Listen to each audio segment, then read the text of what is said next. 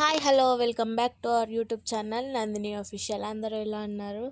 నేనైతే చాలా చాలా బాగున్నాను. వీడియో చూస్తుంటేనే అర్థమైపోతుంది కదా. కుకింగ్ వీడియో పట్టుకొని అయితే మేము ముందుకు వచ్చేసాను. కర్రీ ఏంటిదంటే చొల్లే బఠానీ కర్రీ. ఎలా చేసుకుందామో నాతో పాటు మీరు కూడా చూసేయండి. నచ్చితే లైక్ చేయండి, షేర్ చేయండి, సబ్స్క్రైబ్ చేయడం మాత్రం మర్చిపోకండి. మీరు కూడా ట్రై చేయండి.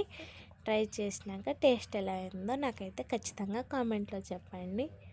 సో ఎలా చేసుకుందామో చూసేద్దాం పదండి.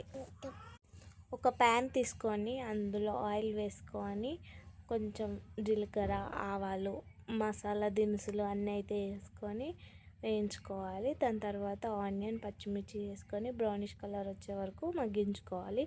అలా మగ్గించుకున్న తర్వాత పసుపు, కొంచెం అల్లం వెల్లుల్లి పేస్ట్ వేసుకొని తిప్పుకోవాలి.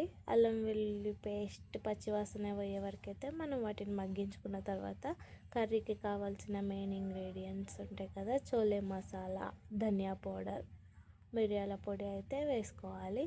వేసుకున్నాక కొంచెం కలుపుకొని ఒక 2 మినిట్స్ అట్లా అయితే ఉంచుకున్న తర్వాత టమాటా మిక్సీ అయినా పట్టుకొని వేసుకోవచ్చు, లేదా డైరెక్ట్ అయినా వేసుకోవచ్చు. నేనైతే చిన్న చిన్న పీసెస్కి కట్ చేసుకొని వేసుకున్నాను. టమాటా వేసుకొని టేస్ట్కి తగ్గ సాల్ట్, కారం అయితే వేసుకొని టమాటా మగ్గే వరకు అయితే మనం ఉడికించుకోవాలి.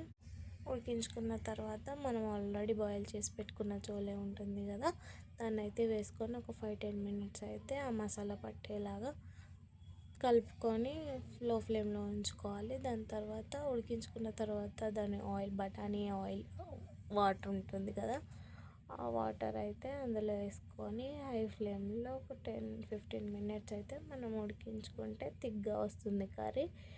ఫైనల్గా అయితే చోలే బఠానీ కర్రీ అయితే రెడీ అయిపోయింది. వీడియో నచ్చినట్టయితే లైక్ చేయండి.